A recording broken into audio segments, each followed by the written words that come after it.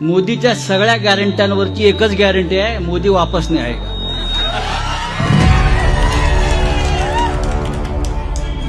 काय झालं तरी तुम्हाला पाडणार. आमच्या पाडापाडीत पडा तर तुम्ही पडाल. सांगायला पाहिजे, अरे डायरेक्ट बोला, असं इनडायरेक्ट कोणी बोलायचं नसतं, नाव घेऊन बोलायचं असतं. आमच्यात दम आहे.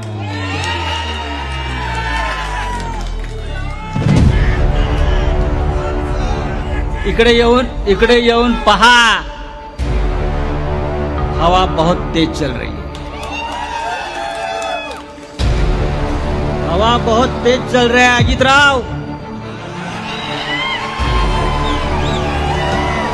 टोपी उड़ जाएगी, टोपी उड़ जाएगी.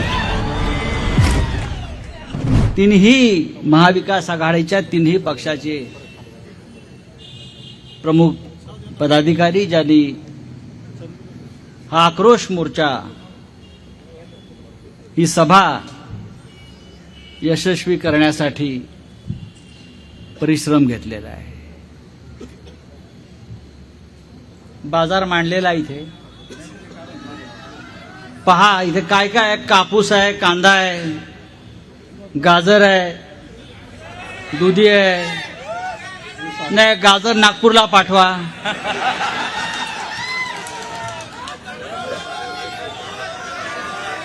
हरभरा आहे, टरबूज आहे, बटाटा आहे, सगळं आहे, भाजी आहे. आज संकष्टी चतुर्थी आहे, त्याच्यामुळे बहुतेक भाज्या लावलेल्या आहेत. समोरचं जे चित्र मी पाहतोय सुप्रियाजी, मोदीच्या सगळ्या गॅरंट्यांवरची एकच गॅरंटी आहे, मोदी वापस नाही आएगा.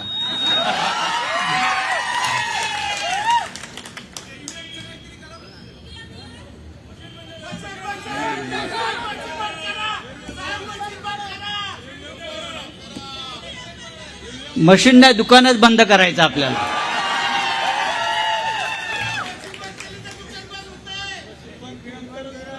अमोल कोल्हे यांनी शेतकऱ्यांच्या प्रश्नावर जुन्नरपासून एक मोर्चा काढला सुप्रियाताईच्या नेतृत्वाखाली.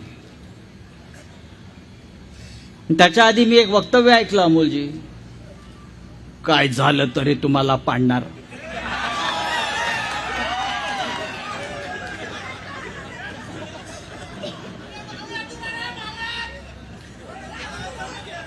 आमच्या पाडापाडीत पडा तर तुम्ही पडाल. का अमोल?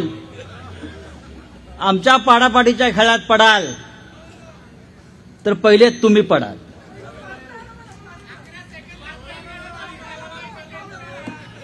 सांगायला पाहिजे, अरे डायरेक्ट बोला, असं इनडायरेक्ट कोणी बोलायचं नसतं, नाव घेऊन बोलायचं असतं. आमच्यात दम आहे.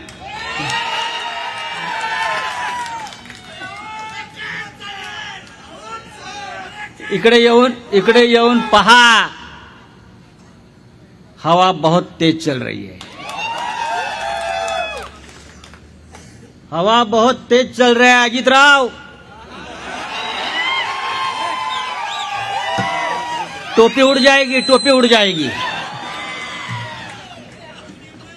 अरे शेतकऱ्यांच्या प्रश्नावर मोर्चा आहे. किती 6 प्रमुख मागण्या आहेत आणि किती साध्या मागण्या आहेत. कांदा निर्यात बंदी तात्काळ उठवावी आणि कांदा निर्यातीसाठी कायमस्वरूपी धोरण ठरवावे. खासगी आणि शासकीय असा भेद न करता दूध उत्पादक शेतकऱ्यांना अनुदान मिळायला हवं. हा बिबट्याचा प्रश्न आपला जुन्नरला अनेक वर्ष मी ऐकतोय. त्यासाठी अखंडित वीज पुरवठा आपल्याला हवा आहे. पीक विमा कंपन्यांच्या ज्या लुटमारीला आळा घालायला हवा. शेतकऱ्यांना सरसकट कर्जमाफी मिळायला हवी आणि शेतकऱ्यांच्या मुलांसाठी शैक्षणिक कर्जाचे धोरण लागू करावे. 5-6 एक प्रमुख प्रश्न आहेत. हे प्रश्न घेऊन जर सुप्रियाताई आणि अमोल कोल्हे गेले असता अमित शहाकडे किंवा मोदींकडे, तर त्यांनी काय सांगितलं असतं?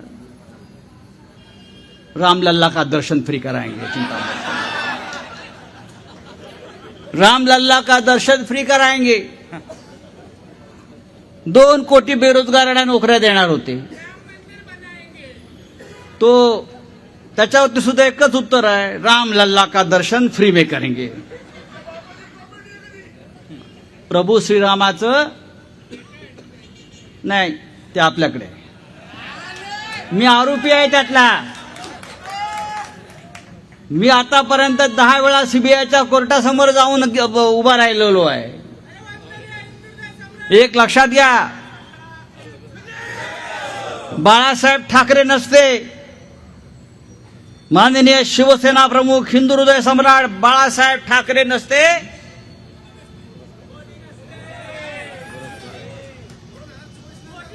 बाळासाहेब ठाकरे तेव्हा त्यावेळेला वाजपेयींना म्हणाले होते, लेकिन अभी मोदी आया तो देश गया। लक्षात घ्या, अत्यंत शहाणपणानं आपल्याला विचार करायचा आहे। आपण मगाशी काय म्हणालात, मशीन।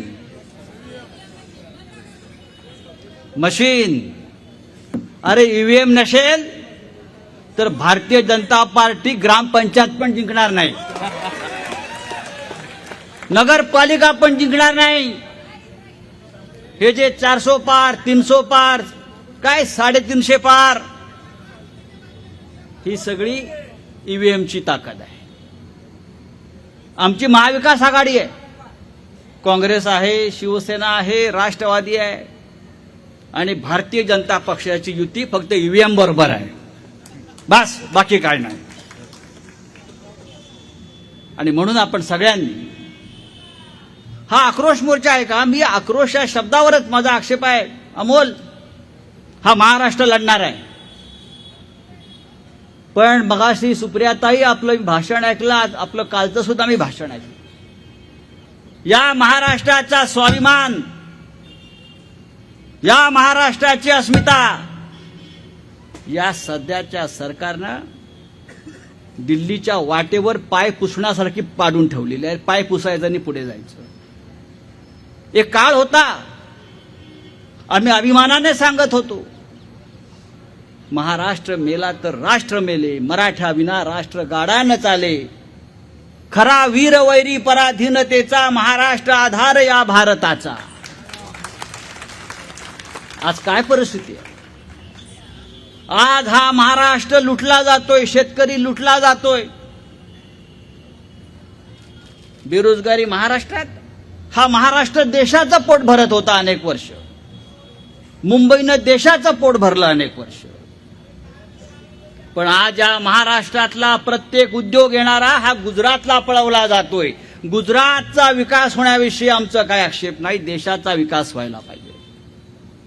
पण जे जे महाराष्ट्राच्या वाट्याचं आहे, मराठी माणसाच्या भाग्याचं आहे आणि मराठी माणसाच्या कष्टाचं आहे, ते सगळं एका राज्यात जात आहे।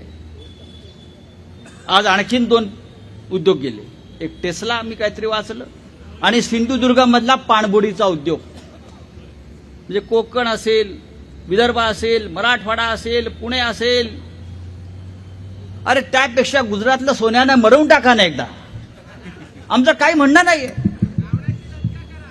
हिऱ्याचं मार्केट गेलं मुंबईतलं, काय काय नेणार आहात तुम्ही?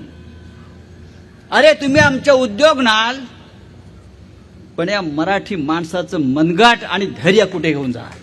आम्ही लढू आणि परत मिळवू सगळं। हा छत्रपती शिवाजी महाराजांचा महाराष्ट्र आहे। ज्या पुण्यामध्ये सभा चालली आहे, त्या पुण्यामध्येच बाल शिवाजीनं, छत्रपती शिवाजी महाराजांनी सोन्याचा नांगर फिरवून हा महाराष्ट्र उभा केला होता, हे आपल्याला विसरता येणार नाही। आणि हे तेच पुणे आहे, मराठी माणसावर जे चाल करून आले त्याची बोटं इथेच छाटली या लाल महालामध्ये। तेव्हा मराठी माणसाला बोटं छाटता येतात, प्रसंगी अफजल खानाप्रमाणे कोथळा काढता येतो। धैर्य, शौर्य, अभिमान हे आमच्या रक्तामध्ये आहे। हिमालयानं साथ घातली का महाराष्ट्र धावतो, सह्याद्री धावतो. त्या सह्याद्रीशी अशा प्रकारे खेळण्याचा प्रयत्न करू नका. तुम्हाला गरम पडल्याशिवाय राहणार नाही. आम्ही खात्रीनं सांगतो, हे सर्वे बिर्वे बाळासाहेब हे झूट आहे सगळं. 2024ला नरेंद्र मोदी प्रधानमंत्री होत नाही, लिहून घ्या. नाही होणाऱ्या महाराष्ट्रामध्ये महाविकास आघाडीचं सरकार येईल आणि केंद्रामध्ये सुद्धा इंडियाचं सरकार येत आहे.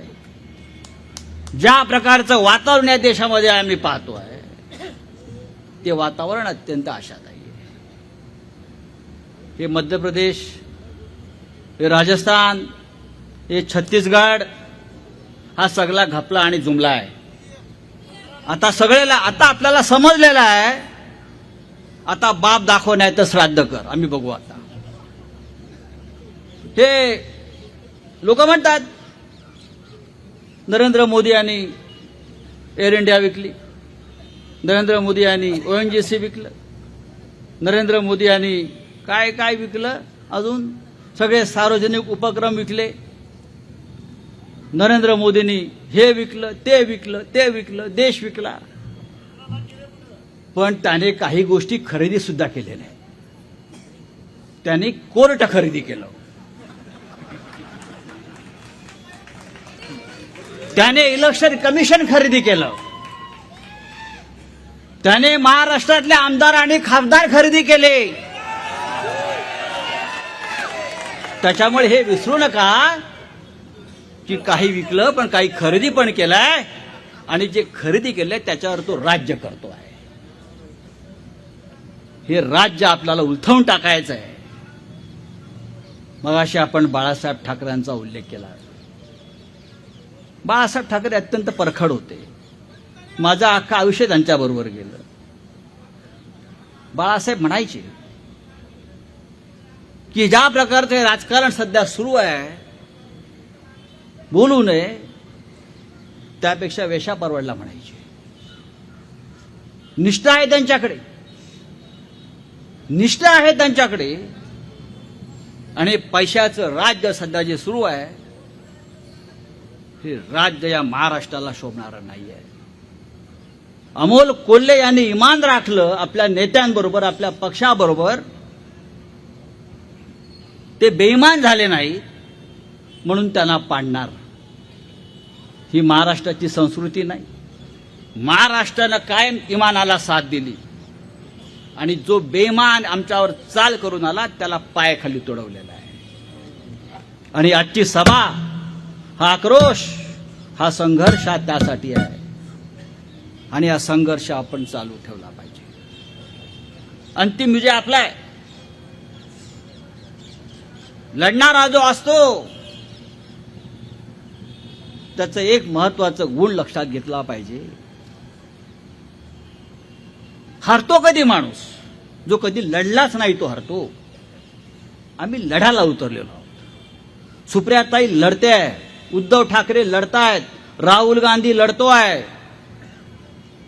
प्रियांका गांधी लढते आहे. आम्ही हत्यारं अजून टाकलेली नाहीत, हत्यारं मॅन केली नाहीत, आणि कोणाची माय व्हायली नाही आमच्या हत्याराला हात घालायचा. एक हात तलवारीवर आणि दुसरा मृत्यूच्या खांद्यावर टाकून आम्ही फिरतो आहोत. काय करणार? तुमचं इडी विडी येऊन गेले आमच्याकडे, येऊन गेले, घेऊन गेले, बंद करून झालं. पण आम्ही तसेच आहोत, आम्ही तसेच आहोत आणि तसेच राहणार. आणि ज्या कोठडीमध्ये आम्ही आहोत त्यात तुम्हाला घालणार. नाही घातलं तर बाळासाहेब ठाकरेंचं नाव सांगणार नाही. सुप्रिया, लक्षात घ्या, माणसानं सूड घ्यायला शिकलं पाहिजे. राजकारणामध्ये या देशासाठी, या राज्यासाठी जे आमच्या मुळावर आले त्यांचा जर आपण सूड घेतला नाही तर आपण हिंदू संस्कृती ही खड्ड्यात घातली. अरे भीमाने काय केलं? किचकाची मांडी फोडली ना. काय केलं? बाळासाहेब ठाकरेंनी सूड घेतलेले आहेत. आणि माननीय पवार साहेब, आपल्याला सुद्धा हे धोरण भविष्यात ठेवावंच लागेल. कोणी नाही ओवाळण्या बंद झाल्या पाहिजे.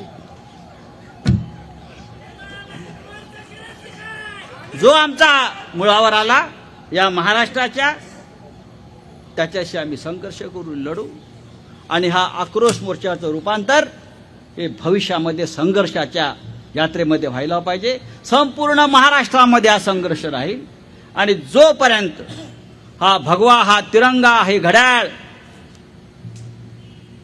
हे विजयी होत नाही, ही महाविकास आघाडी विजयी होत नाही, तोपर्यंत ही लढाई चालू राहील. जय हिंद, जय महाराष्ट्र.